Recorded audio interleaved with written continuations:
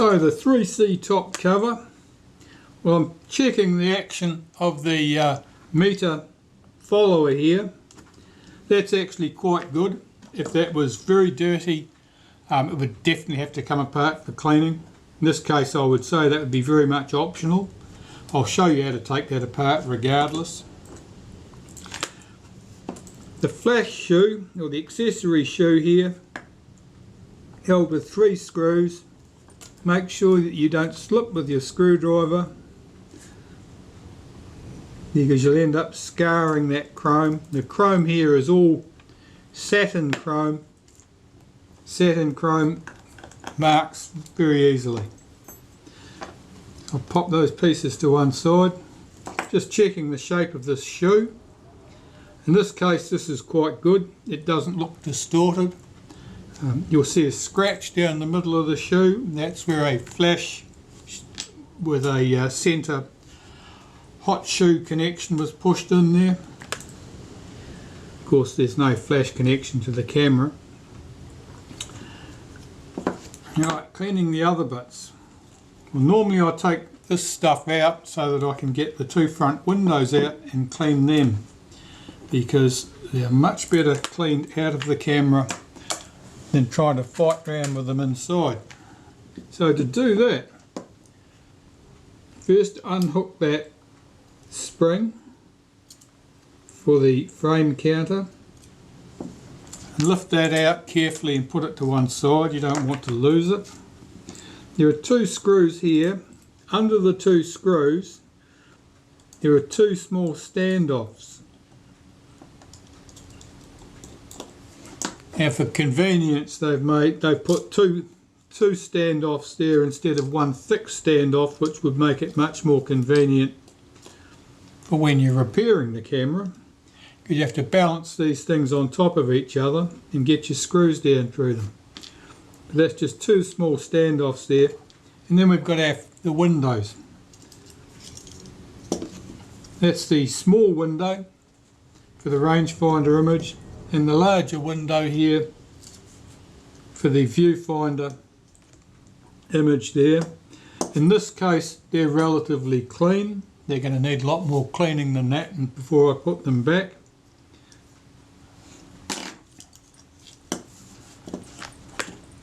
This knob, I'm going to remove that. As I said, I've got a tool to do that. It's the same pin spacing as is used for the rewind knob screw. This screw on the top cover is small, it's brass, it's quite a fine thread, and it's easily stripped or snapped off. If you over tighten this, you'll just shear the top off it. It's not the same as screws anywhere else on the camera, and you'll have a bugger of a job finding a replacement. So these dials, they just need to be cleaned.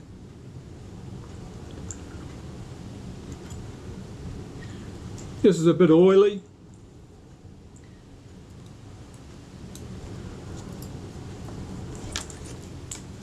These components can be cleaned with some naphtha.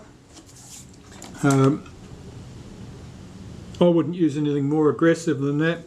The dial here is in very good condition. It's not at all uncommon for this to be quite faded out. Often a little bit of corrosion on it, and the numbers are often very hard to see, but that's in very good condition. The underside of this knob operates this lever here, and this lever in turn swings that follower needle across. Normally you don't have to disturb this. I'm just checking here to make sure that the 2 screws that hold all this mechanism into the top of the camera are snug. It's not uncommon for them to be loose or even missing. If the camera's been dropped on its head, it's not uncommon for the camera to be dropped and for this knob to hit the ground and actually shear those screws off or distort them to the extent that they just come loose. Typically that's caused by drop damage, and normally you would see some mark, some scar on this knob to show you that that's happened. there's not a problem with this camera, and I don't see any scars there, so it tells me that this camera's been treated well over the years, or perhaps it just did very little work. So cleaning up these components. Try not to get solvent on that window.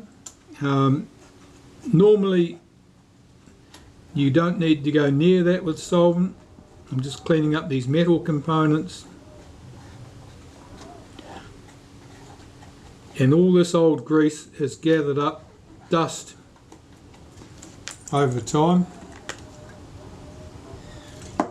which means that it effectively just acts like a grinding paste once the grease has gathered up enough dust. Instead of being a lubricant, it becomes a polish, and it polishes stuff away. So I'm cleaning the outside surface. It's normal for it to be quite dirty around that eyepiece for the viewfinder there. That grease, which is mostly finger grease and accumulated rubbish, will set up corrosion. It's quite normal to have patches of corrosion around the edges in a piece like that. So here I'm just using some cigarette lighter fluid. Now on the top cover here you can see there's a patch of dirt or corrosion at this point. I can see there's actually corrosion because I can see it's etched into the chrome top, and the same at that point. To a lesser extent underneath the shoe, which is a shame because of course under the shoe doesn't really matter about that if you can't see that.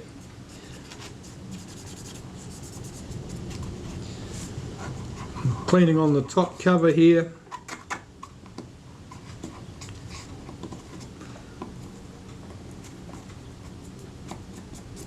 Cleaning through the shutter release and the film release button shaft. Now the numbers on the frame counter. This of course is open, so it's open to gathering up dust and dirt. So I'm just going to rotate this around from underneath by moving this piece backwards and forwards, and using a cotton bud with a bit of naphtha on it. I'll just run that round the number dial to remove any dirt. You can see that's pretty clean. There wasn't a great problem there at all. And I can check the action of that movement to make sure it's smooth. It's not unduly stiff. It's not as smooth as I would like it to be, but it's pretty good. I'll clean these surfaces underneath. If you get a bit of sand gets in here, a bit of grit, that can make that very stiff. If it gets stiff enough, you can end up with problems. If it gets, this piece here is moved by the shutter cocking rack. So as it moves, the shutter cocking rack pulls forward, it pushes on this lever. If that lever can't move because the dial is absolutely gummed up with grit and dried out grease, then it means that the shutter cocking rack is under undue stress, where it connects to the gear on the top of the film advance shaft. And if it's under undue stress, the teeth will start getting distorted, and before you know it, the shutter cocking rack has failed. So it's important that all parts of the mechanism here move relatively smoothly.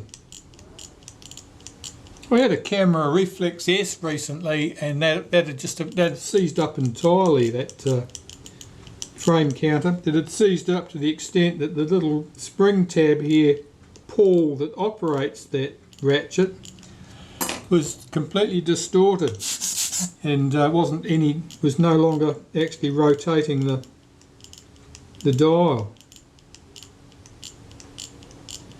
That's okay.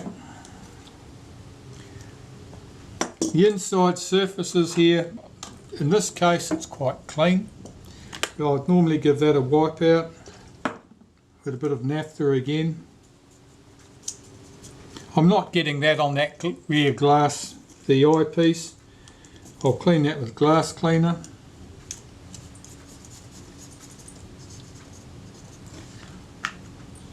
The front here. you'll see around that piece there, often there's a bit of black paint. And it used to puzzle me. I used to think, well, they must have painted it for some reason. You know, was it meant to stop light scatter around the viewfinder lens or something? But that's got nothing to do with it. Basically, underneath the eyepiece here, there's a circle on the back of the camera top there that's painted black.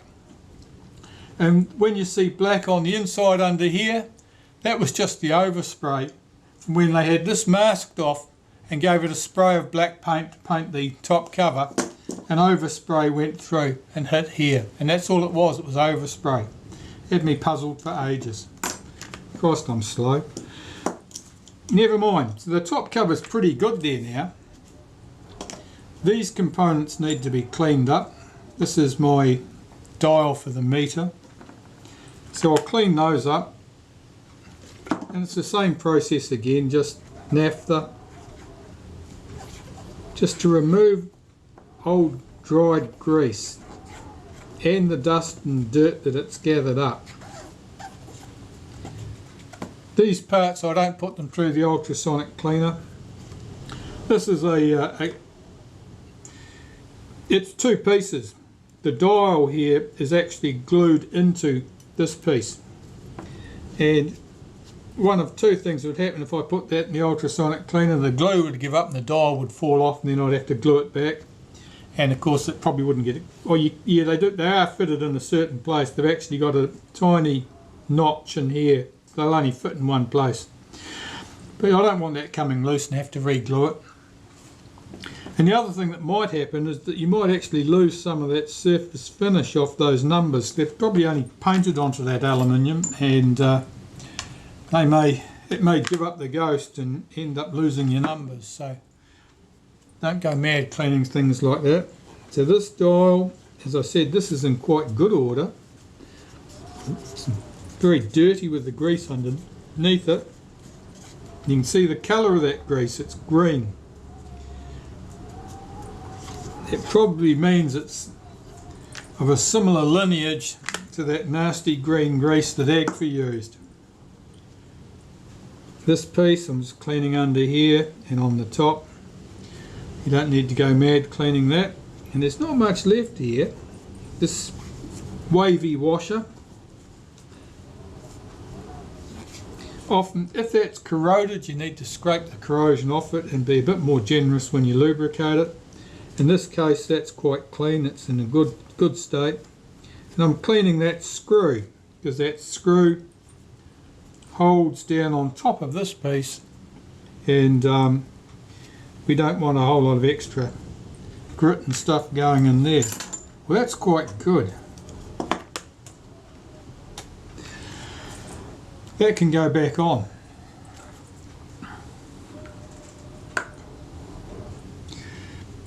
So the inside cam surface here couples to this point there, so I'm just running a bit of synthetic grease on there. It certainly doesn't need much, it doesn't need as much as that. Once around the inside edge, put that on, check that it moves smoothly. That's good. The wavy washer, I'm giving that a wipe with some synthetic grease.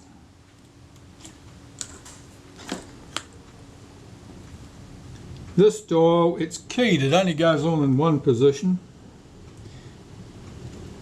It's not adjustable. You can't adjust it to modify your meter readings.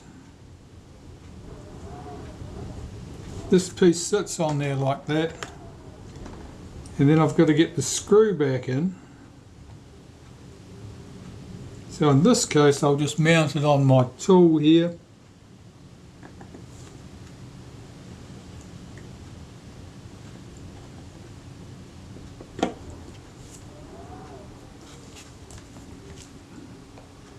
The pins on this tool are a little bit long for this particular job, because of course the screw head is very shallow.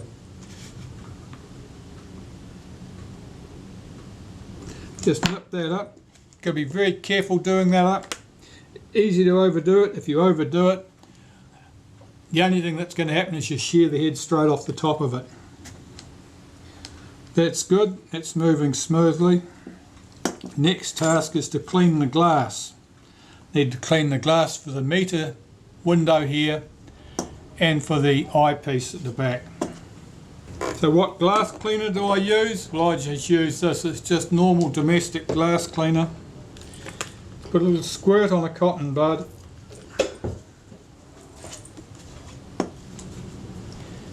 And gently clean this window. Wipe towards the corners, see if you can lift out that filth. There's always a lot of dust in there because of course it's open to the elements and it's open to dirty fingers.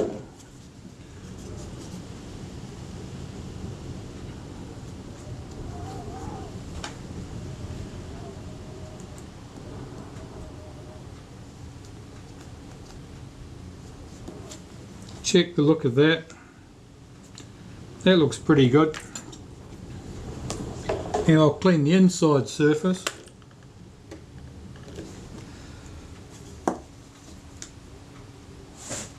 So I'll clean this side first. Rotate the knob to swing the follower needle out of the way and clean the other end of the scale.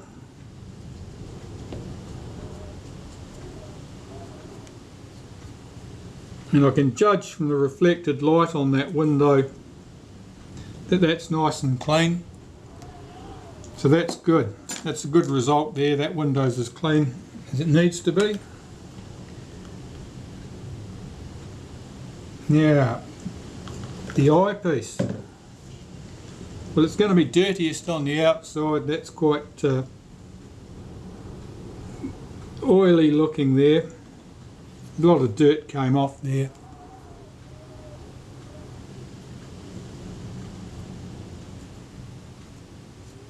This is not a taking lens or anything, so it's not like you need to be exceptionally delicate cleaning it. It's just a little piece of glass, just plain glass. It's not a lens. So having done the outside surface and having gotten that pretty much to my satisfaction, apart from a tiny thread of cotton I see there, I've got to deal with the inside surface. So it's going in from the open front, get the cotton bud in there and swirl it about in that rectangular opening. Then put the dry end in and clean that, again swirling it all about, and look to see what sort of result I've got. That looks very good. It's nice and clear. That's exactly what I want. Right, so while I've got this here, I better put that shoe on the top of the camera. There's a little bit of corrosion and dirt underneath this.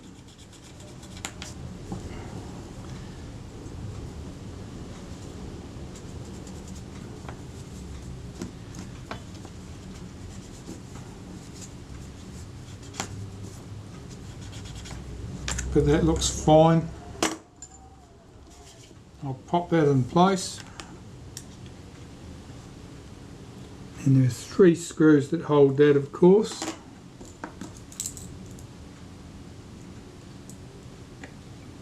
Be careful to use the appropriate size screwdriver for this. The end of the screwdriver should be slightly less than the width of the screw head, because otherwise you'll end up carving into the top cover with the edge of your screwdriver blade if it's too wide. Get the 3 screws in position and just nip them up. That's fine. Put that to one side now. A couple of little tasks to do here. One is to take some naphtha on a cotton bud and just wipe this frame to remove any dirt from it. And we've got the 2 windows.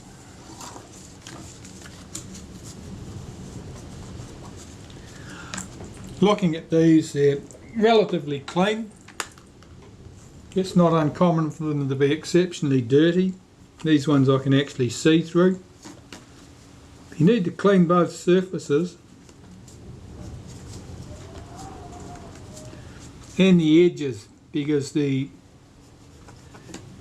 dirt and particularly oils and so forth will often settle on the edges as well as the front and back surfaces, and you can rest assured that unless you get all the edges also clean, that oily rubbish will work its way around to the front again, or more commonly the back where you can't get to it fairly promptly.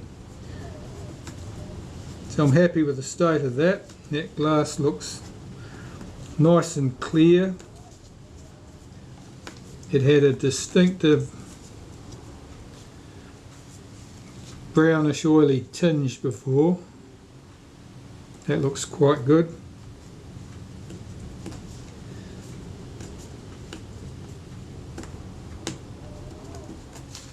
So here I'm making sure I've got rid of the bulk of that dirt. I'll clean those once more, and for this I use a clean cotton handkerchief and more glass cleaner.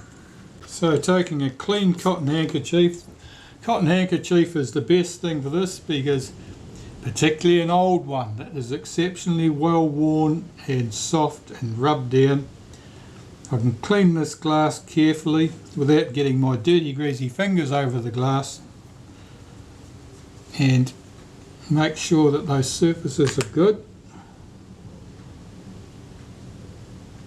Check it.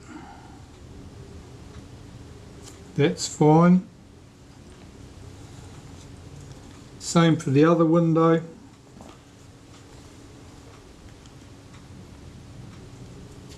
This is like the final cleaning really, because you should have got all the lumps and bumps off the cotton buds. That looks good. That's fine. To get these back in place,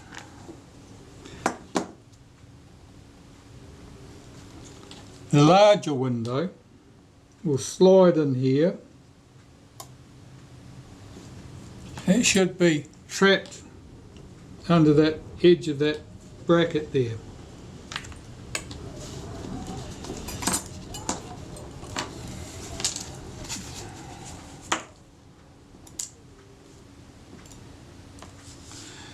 Right, so our standoffs, these only go in one way round.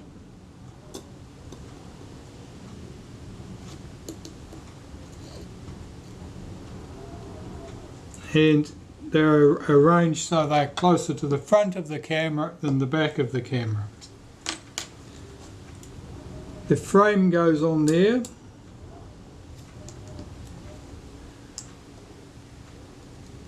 And I'll drop one of those screws into position, get it started, don't tighten it up. Take the second screw, drop that into position, again get it started, run those down and slacken them off so that the brackets can flop around.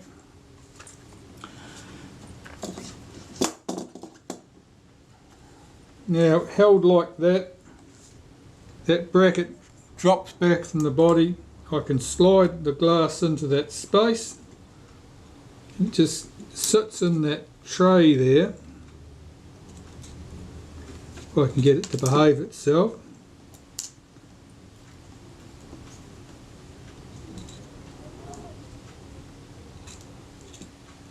That's it. It's just about there. Then push that whole bracket forward against the front of the camera. Make sure that this glass is sitting correctly in there, supported. Nip those two screws up. That's our glass clean, back held in position. The only thing left to do now is to put our spring back, which hooks into that hole at that end. That's the coil end of that spring. and then the hooked end hooks over that end there, except these tweezers aren't playing the game.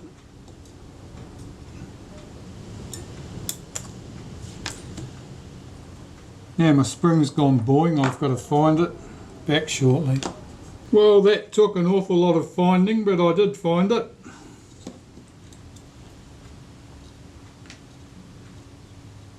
After I'd swept the room from one end to the other with a magnet, I discovered that the spring was sitting in a container of cotton buds. Anyway, there's the spring hooked into place. A note of something worth noting of, that hook, that spring there, it's hooked over the edge of that. Now it should be tucked down under, so the hook runs over the top of that. It should be nice and smooth on the top here. If you put the spring up the other way, the tag of the spring will be sitting up, it'll catch on the cocking rack and the frame counter will not work correctly. Okay, well that's all good. That's our top cover cleaned and ready to go back on the camera. I'm just looking to see what other components I've got here that I need to clean. Here's my meter. There's usually not an awful lot to be said for meters. They either work or they don't. Unfortunately, the selenium cells on these exposure meters have really started to give up the ghost. 65 years was just too long to expect anything like that to work reliably. The selenium cells, their output effectively drops and there's no cure for it. There's nothing adjustable in there. You're not going to get round it by doing clever things like moving your film speed scale, and if you discover the meter's out one stop, you may think, well, I can just move my film speed scale by one stop and I'll be as good as gold. But you inevitably find that it's out at one stop at one particular light level. At a different light level it might be accurate, or it might be two stops out. The output curve from the selenium cells was not a straight line. It was a curve, probably an S-shaped curve. The movement on the top cover, you'll follow a needle on the top cover that you use to follow the action of the movement needle here. That follows somewhat of a curve as well. They're made to match, of course. Now inevitably, if you shift your ASA rating to make it appear to read accurately at one particular light level, you'll be somewhere else on that complex curve. You can guarantee that it's not going to be accurate elsewhere. So that having been said, if the meter works well, that's nice, but it's regarded as a display item. I wouldn't be relying on one of these meters at this late stage. They're just unlikely to work reliably at all. They may do, but I wouldn't count on it. I certainly wouldn't be using slide film and be relying on one of these. So that's our meter. That seems to be working well, or as well as I would expect it to. I've just given that a quick brush around the outside with a paintbrush to remove any grit and dust that's around these edges where the top cover sits down on it. Check underneath here, make sure that that's clean. If you don't want any great gobs of rubbish on there, it sits pretty close on top of the film advance mechanism at that point. The meter can be put to one side. We don't need to deal with that at the moment. Or the top cover. Next things I need to do is, while the mechanical components for the film advance and so forth are in the ultrasonic cleaner, or they're not at the moment, they're soaking in solvent. While they're soaking in solvent, I need to clean up my rangefinder and service the shutter.